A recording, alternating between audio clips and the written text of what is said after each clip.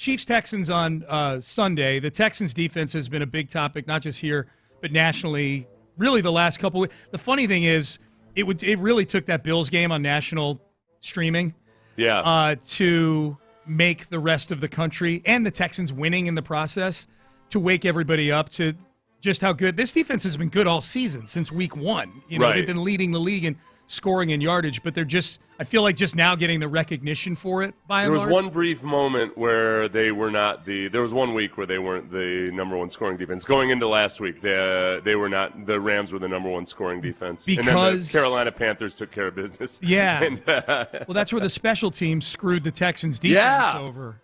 Because those punt returns and kick returns count on the total points.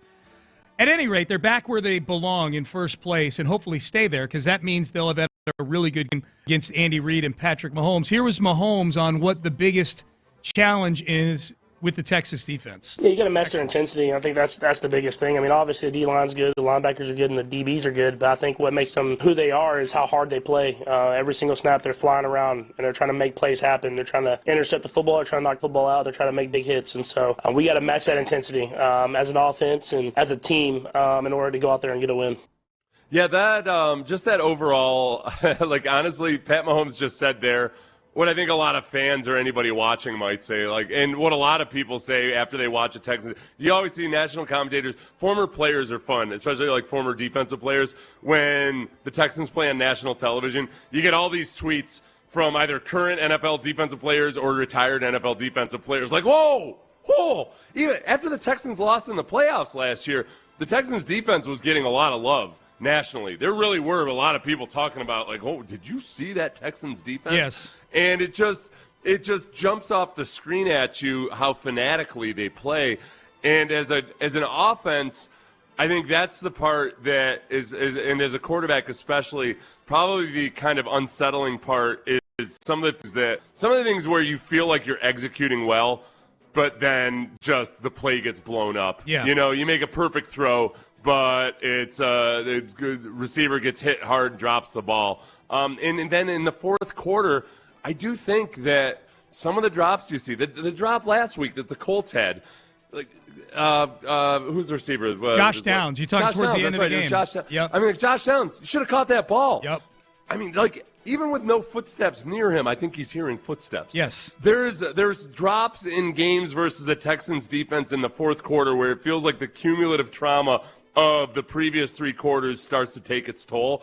You see offensive linemen like the Bills, those offensive tackles were banged up going into that game. They were 4 times as banged up by the end of it, and they had PTSD from the rest of the game, and they just you almost see people's brains turn to liquid and run out their ears because they're just under constant barrage from this defense. The violence is their superpower. Violence is their superpower. Someone asked a question on the text page earlier. We didn't get to it. It was just such a broad question because they go, why? Literally, Seth, the question was, why are the Texans so good on defense? And I'm like, okay, well, it's going to be a long answer because they're very talented and they're very well coached. But I think if I thought about it for a minute, I'm like, I don't know that I've ever experienced a defense, certainly not a Texans defense, that seems to strike fear into people as much as this one does. It's fear, but it is also, if you just looked at it in terms of making it as simple as possible, they have really, really good players at the most important positions on the field. They have 2 really good edge rushers, and they have 2 really good cornerbacks. And then as a unit, they're coached really well. So, I mean, it's as simple an explanation as you could give, and it can be that way partly because they're not an overly complex defense. All these other defenses are out there, like defensive coordinators have almost become like offensive coordinators, annoyingly are these days, where they'd rather beat you on the whiteboard than on the field. Mm-hmm. D'Amico's like, we're going to identify what the big concerns are, but then we're just going to go out and we're going to play 1,000,000 miles an hour, and they have the guys to do it, and they're really well coached. So there's nothing magical about it. They've got some really talented players, but then there are guys who aren't the marquee players play up to the very as close as you can get to ever reaching your full potential. And some of that comes from being, if you think about, okay, how was the defense able to improve this year over last year? you've got guys who have been in the system for 3 years now. Yeah. You have guys who were rookies last year who are second-year players now, Kamari Lassiter and Kalen Bullock especially. And, guys like Henry To'oTo'o. To'oTo'o is so much scarier in a good way than he was his rookie year. And I think partly he's transformed his body a little bit. He looks like a sleeker athlete out there. He's still not my ideal linebacker, but it's guys like that. You're getting more out of them than the Texans are getting more out of Henry To'oTo'o than other teams who might have drafted him would. 100%. At this point. Yes. Yes. Like they're getting the maximum out of their role players or out of their lesser known guys in a way that other teams don't because they're not coached as well. Especially on the defensive line and at linebacker, and that's something I've thought strongly since defensive tackle. Yeah. Defensive tackle, yeah. I mean, Will and Daniil are obviously great players. Defensive tackle specifically.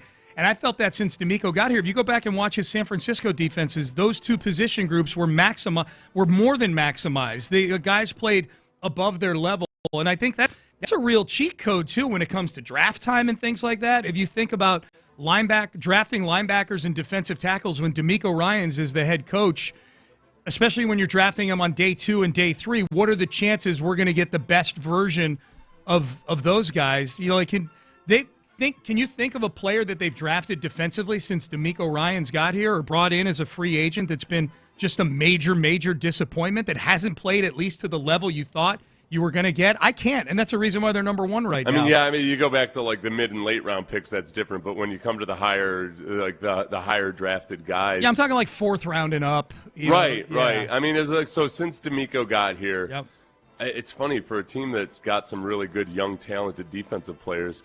Let's just go over the top 4 rounds. Yeah. You've got, like, Jalen Smith, we'll see, injured right now, and Sure. he's still a rookie. But Kalen Bullock. Success. He's going to be a Pro Bowler possibly this year. And Dylan Horton and Will Anderson. Those are the only 3 defensive players they've drafted. And Kamari Lassiter. Didn't I say him? No. Oh, I said Kalen Bullock. Kamari Lassiter. Yeah, Kamari Lassiter. Yeah, they haven't drafted many guys on defense. No. In 4th round and up, yeah. So it's but they've worked. Well, that's where, and as much as we've crushed Caserio in the past, and not put out a good offensive line, like he's just completely nailed it with defensive backs. You know, he drafted Derek Stingley before D'Amico was here. No input from D'Amico on that one. Yep.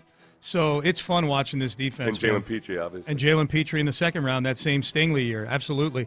Here's Andy Reid on the Texans defense. Yeah, so, it starts up front. They've got an active front, and I think their linebackers, likewise, are tuned in. They can run, tackle, very sound that way. Their back end, likewise, they've got talent on the back end. All 3 levels, they're solid. I think they all work together, so they've done a nice job. They have. Thank you, Andy Reid. They have. Andy Reid and D'Amico have a little bit of history with each other. D'Amico played for Andy Reid 1 year. He always gets left out as an influence on him. Yeah. There's great respect there. What's that? There's great respect between There's great those respect two. there. Chip Kelly gets left out. Yeah, D'Amico was asked about him one time and said the thing he learned, might have been in his opening press conference, the thing he learned from Chip Kelly was innovation. Yeah, was trying some of the sports things. Science stuff and everything. I do think, and I think D'Amico's got more, and especially because some of the game management. I think people don't realize that D'Amico has a very healthy respect for the analytics and everything. Right. But like I think, kind of like with AJ Hinch, I think he's got probably the perfect blend where you understand the value of the analytics, but you also understand that there's a real world human side of things, and there's how the players see it on the field. And to be fair to analytics people, most good analytics people understand that as well. Yeah. Like the sports writers love to pit the analysts versus the players and the coaches. And in reality, the analytics guys, the really good analytics guys have a humility to understand that, all right, this is what it looks like on paper. Like, how does this actually match up with what happens on the field and everything? Yep. Problem is most of the people writing about analytics actually aren't all that good at math or football. That's one of the problems. It's like they're not actually really smart math people, but they also don't understand the way the game is actually played. Yep.